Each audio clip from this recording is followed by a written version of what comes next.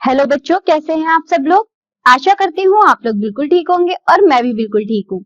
मैं हूँ आपकी हिंदी व्याकरण की अध्यापिका, मेरा नाम है सोनम खान। आज पढ़ेंगे हम पाठ नंबर 13 जिसका नाम है सर्वनाम यानी प्रोनाउन। तो आइए बच्चों पढ़ना शुरू करते हैं। संज्ञा के स्थान पर जिस शब्द का प्रयोग किया जाता है उसे सर्वनाम कहते हैं। नीचे दिए अनुच्छेद को ध्यानपूर्वक पढ़िए एवं समझिए। शिप्रा माता पिता के साथ स्टेशन पर आई है। वह अपनी नानी की गाड़ी के आने की प्रतीक्षा कर रही है। वह पास की पुस्तक की दुकान से कुछ खरीदना चाहती है। उसने पिता को अपनी इच्छा बताई। वह उसे साथ लेकर पुस्तक विक्रेता के पास गए। उपयुक्त अनुच्छेद में शिप्रा यानी कि संज्ञा है, शब्द के स्थान पर वह, उसने, वे शब्दों का प्रयोग किया गया है जो सर्वनाम शब्द कहलाते हैं। सर्वनाम शब्द दो शब्दों के सार्थक मेल से बना है, जैसे सर्व जिसका अर्थ है सबका, जमा नाम अर्थात सबका नाम। सर्वनाम के भेद, सर्वनाम के 6 भेद होते हैं। पुरुषवाचक सर्वनाम, निश्चयवाचक सर्वनाम, अनिश्चयवाचक सर्वनाम, संबंधवाचक सर्वनाम, प्रश्नवाचक सर्वनाम, निजवाचक सर्वनाम। सबसे पहले हम देखेंगे पुरुषवाचक सर्वनाम। बोलने वाला अपने लिए, सुनने वालों के लिए तथा किसी अन्य व्यक्ति के लिए जिन सर्वनाम शब्दों का प्रयोग करता है उन्हें पुरुषवाचक सर्वनाम कहते हैं, जैसे मैं, मेरा, हम, हमारा, हमें, मुझे, तुम, तुम्हारा, तुझे, वह, उसका, वे, उनका इत्यादि। हम कल सवेरे घूमने जा रहे हैं। तुम्हारा घर कहाँ है, मुझे भी ले चलो। पुरुषवाचक सर्वनाम 3 प्रकार के होते हैं। उत्तम पुरुष सर्वनाम, मध्यम पुरुष सर्वनाम, अन्य पुरुष सर्वनाम। सबसे पहले देखिए उत्तम पुरुष सर्वनाम। बोलते समय अपने लिए या अपने नाम के स्थान पर जिन शब्दों का प्रयोग होता है उन्हें उत्तम पुरुष सर्वनाम कहते हैं, जैसे हम, मैं, हमको, हमारा, मुझको, मेरे लिए इत्यादि। मध्यम पुरुष, वक्ता के द्वारा श्रोता के लिए या श्रोता के नाम के स्थान पर जिन सर्वनाम शब्दों का प्रयोग किया जाता है उन्हें मध्यम पुरुष सर्वनाम कहते हैं, जैसे तुम, तू, आपका, आप, आपने, तुझको, तुझे, तुमको इत्यादि। अन्य पुरुष, वक्ता तथा श्रोता की बातचीत के मध्य जिस अन्य तीसरे व्यक्ति या वस्तु का संदर्भ दिया जाता है उसके लिए जिन सर्वनाम शब्दों का प्रयोग किया जाता है उन्हें अन्य पुरुष सर्वनाम कहते हैं, जैसे वह, वे, उसका, उन्हें इत्यादि। बच्चों हमने अभी पढ़े पुरुषवाचक सर्वनाम। पुरुषवाचक सर्वनाम के भी 3 भेद होते हैं, प्रथम पुरुष, उत्तम पुरुष और अन्य पुरुष। इसे देखिए बच्चों, इस तरह माना कि 2 लोग बात कर रहे हैं आपस में, यानी कि जब मैं मेरे लिए जिस सर्वनाम का प्रयोग करूंगी वह आएगा प्रथम पुरुष में। मैं तुम्हारे लिए जिस सर्वनाम का प्रयोग करूंगी, जैसे तुम, तुम्हारा, तू, तुझे, तो वह होगा हमारा मध्यम पुरुष सर्वनाम। हम दोनों मिलकर जिस किसी अन्य की बात कर रहे हैं उसके जिस सर्वनाम का प्रयोग करेंगे, जैसे वह, वे, उसका, उसकी इत्यादि, तो वह कहलाएगा हमारा अन्य पुरुष सर्वनाम। आइए अब दूसरा भेद देखते हैं सर्वनाम का, जिसका नाम है निश्चयवाचक सर्वनाम। वे सर्वनाम शब्द जो किसी पास या दूर की वस्तु की ओर संकेत करते हैं और उसका निश्चय पूर्वक बोध कराते हैं उन्हें निश्चयवाचक सर्वनाम कहते हैं। समीप की वस्तुओं के लिए यह तथा दूरी पर स्थित वस्तुओं के लिए वह शब्द का प्रयोग किया जाता है, जैसे यह कहाँ जा रहा है, यह कुत्ता किसका है, अच्छा वह है, जैसे वह कहाँ जा रहा है, यह कुत्ता किसका है।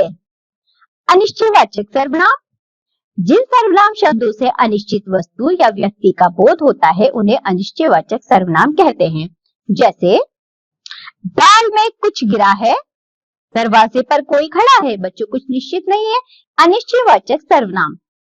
आगे देखिए संबंधवाचक सर्वनाम, वाक्य में प्रयुक्त किए गए दूसरे संज्ञा या सर्वनाम के साथ संबंध प्रकट करने के लिए जिन सर्वनाम शब्दों का प्रयोग किया जाता है उन्हें संबंधवाचक सर्वनाम कहते हैं, जैसे वह लड़का पकड़ा गया जो कल यहाँ आया था। तो बच्चों वह और जो में आपको संबंध दिख रहा है। इसी तरह एक और देखिए, जो झूठ बोलता है वह कभी आगे नहीं बढ़ सकता, यानी कि जो झूठ बोलता है, जो और वह हमें संबंध दिखा रहे हैं लेकिन दोनों ही सर्वनाम है, इसलिए इन्हें कहा जाता है संबंधवाचक सर्वनाम। प्रश्नवाचक सर्वनाम, जिन सर्वनाम शब्दों का प्रयोग प्रश्न करने के लिए किया जाता है उन्हें प्रश्नवाचक सर्वनाम कहते हैं। जैसे दरवाजे पर कौन खड़ा है, यह पुस्तक किसकी है। निजवाचक सर्वनाम, निज का अर्थ होता है अपना। जिन सर्वनामों का प्रयोग स्वयं के लिए किया जाता है उन्हें निजवाचक सर्वनाम कहते हैं। जैसे मैं अपना कार्य स्वयं करता हूँ, यह पुस्तक मेरी है, तुम वहां खुद चले जाओ। आगे देखिए सर्वनामों की रूप रचना। मैं यानी कि उत्तम पुरुषवाचक सर्वनाम, कारक एक वचन और बहुवचन। कर्ता कारक में एक वचन होगा मैं और मैंने, बहुवचन में ये बन जाएगा हम और हमने। करण कारक एक वचन में होगा मेरे द्वारा, मुझसे, बहुवचन में होगा हमारे द्वारा, हमसे। संप्रदान कारक मेरे लिए, मुझे, मुझको, बहुवचन में हो जाएगा हमारे लिए, हमें, हमको। अपादान कारक मुझसे यानी पृथक होने के अर्थ में, हमसे यहाँ भी पृथक होने के अर्थ में। संबंध कारक मेरा, मेरे, मेरी, बहुवचन में बन जाएगा ये हमारा, हमारे, हमारी। अधिकरण मुझ पर, मुझ में, हम पर, हम में। देखिए तू यानी कि मध्यम पुरुषवाचक सर्वनाम किस तरह, कर्ता कारक में तू, तूने, बहुवचन में तुम, तुमने। कर्म कारक में तुझे, तुझको, बहुवचन में तुम्हें, तुमको। करण कारक में तुझसे, तेरे द्वारा, बहुवचन में हो जाएगा तुमसे, तुम्हारे द्वारा। संप्रदान कारक तुझको, तेरे लिए, तुमको, तुम्हारे लिए। अपादान कारक तुझसे, तुमसे। संबंध कारक में तेरा, तेरी, तेरे, तुम्हारा, तुम्हारी, तुम्हारे। अधिकरण कारक तुझ पर, तुझ में, तुम पर, तुम में। वहां अन्य पुरुषवाचक सर्वनाम, बच्चों यहाँ कारक एक वचन और बहुवचन है। देखिए कर्ता कारक में वह और उसने का बन जाएगा वे, उन्होंने। कर्म कारक उसे, उसको, उन्हें, उनको। करण कारक में उससे, उसके द्वारा, बहुवचन बनेगा उनसे, उनके द्वारा। संप्रदान कारक देखिए उसको, उसके लिए, उनको, उनके लिए। अपादान कारक उससे यानी कि उनसे। संबंध कारक उसका, उसकी, उसके, उनका, उनकी, उनके। अधिकरण कारक उसमें, उस पर, उसमें, उन पर। यह यानी कि निश्चयवाचक सर्वनाम। देखिए कारक एक वचन और बहुवचन में प्रयोग। कर्ता कारक यह, इसने यानी कि ये, इन्होंने। कर्म कारक इसे, इसको यानी कि इन्हें, इनको। करण कारक में इससे, इसके द्वारा, इनसे, इनके द्वारा। संप्रदान कारक इसे, इसके लिए, इसको, इन्हें, इनके लिए, इनको। अपादान कारक इससे, इनसे। संबंध कारक इसका, इससे, इसकी, इनका, इनके, इनकी।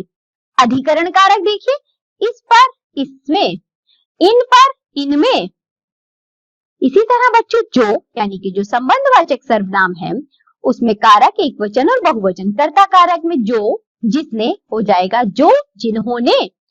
कर्म कारक में जिसे, जिसको, जिन्हें, जिनको। करण कारक में जिससे, जिसके द्वारा, जिनसे, जिनके द्वारा। संप्रदान कारक में जिसको, जिसके लिए, जिनको, जिनके लिए। अपादान कारक में जिससे यानी कि जिनसे। संबंध कारक में जिसका, जिसकी, जिसके, बहुवचन में होगा जिनका, जिनकी, जिनके। अधिकरण कारक में जिसमें, जिस पर यानी कि जिनमें, जिन पर। कौन प्रश्नवाचक सर्वनाम। कर्ता कारक में कौन, किसने यानी कि कौन, किन्होंने। कर्म कारक में किसे, किसके, बहुवचन बनेगा किन्हें, किनके। करण कारक में किससे, किसके द्वारा यानी कि किनसे, किनके द्वारा। संप्रदान कारक किसे, किसके लिए, किसको, किन्हें, किनके लिए, किनको। अपादान कारक किससे यानी कि किनसे। संबंध कारक किसका, किसके, किनके, किनका। अधिकरण कारक किसमें, किस पर यानी किन से, किन पर। अधिकरण कारक किसमें, किस पर, बहुवचन में किन में, किन पर। आगे देखिए कोई यानी कि अनिश्चयवाचक सर्वनाम। कारक एक वचन, बहुवचन। सबसे पहले कर्ता कारक कोई किसी ने बहुवचन में हो जाएगा, कोई किन्हीं ने। कर्म कारक किसी को किन्हीं को।